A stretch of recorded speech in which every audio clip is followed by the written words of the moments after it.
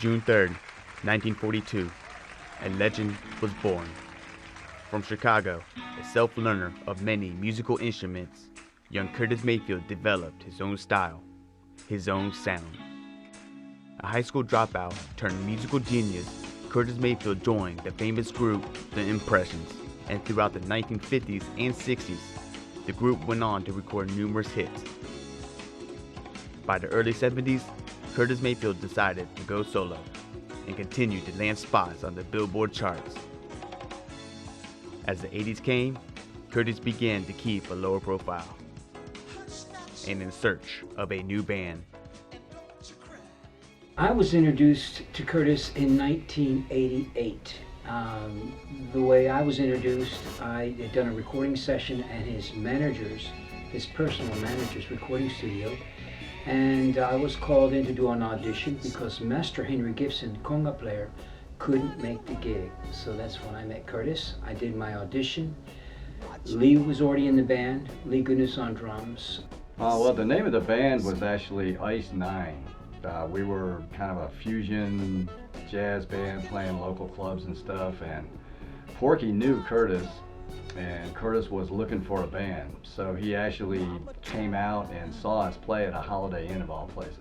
Curtis has been knowing me ever since I was a kid, and not only that, I was doing a lot of things in Chicago with Curtis because my brother actually played with Curtis, and he got in contact with me. He asked me, he said, "I heard you got a band." I said, "Yeah." So he came out to hear us play, and the next day after that, he was like, "Let's go to Europe." And I was like, cool, so I got the guys together, which that band was called Ice 9 at the time.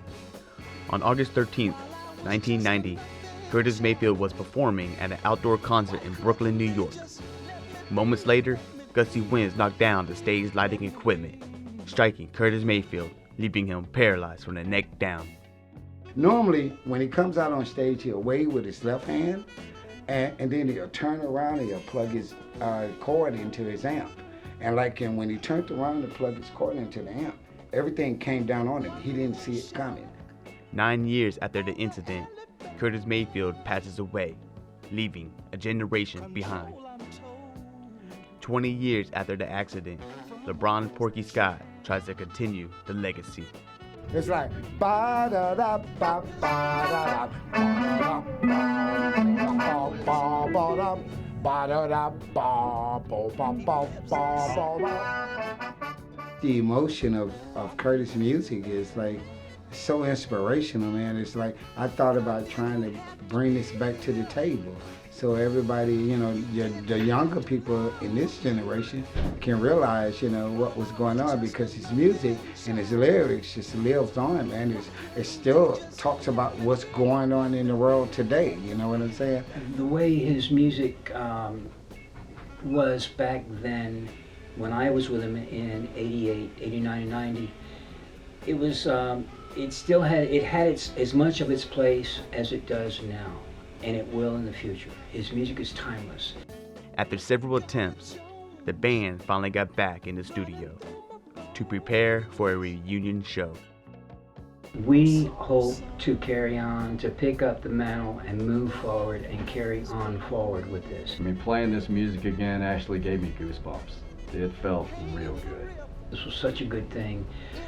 Curtis would have really appreciated it. I know he appreciates it now. But there was one missing element, a lead vocalist.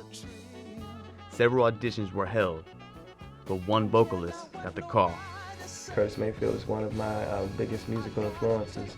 I'm a legend, so getting to hear that not only was I going to be performing with the original band, the Curtis Mayfields, but I would be doing his material and, in effect, filling his shoes, if that's such a thing. You cannot fill that man's shoes, but to do that, just to even small inkling of that, I was beyond excited.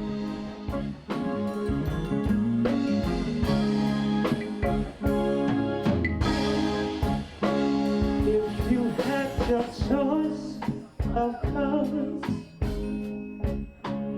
which one would you choose, my brother? If there were no day or night,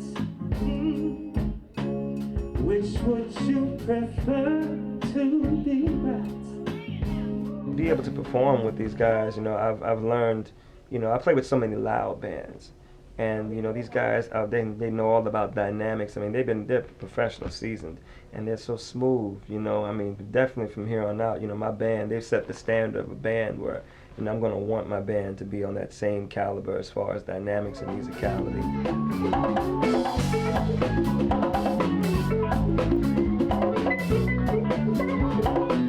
Get right back down. I've got a joke running through my bones. I'm sorry, son.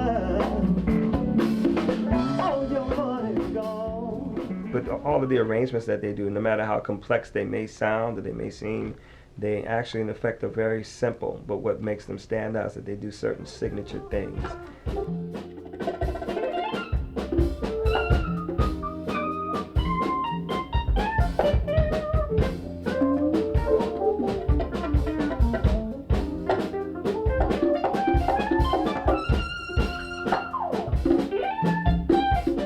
This show was to celebrate the life of Curtis Mayfield, to bring back the true art, the true soul of music.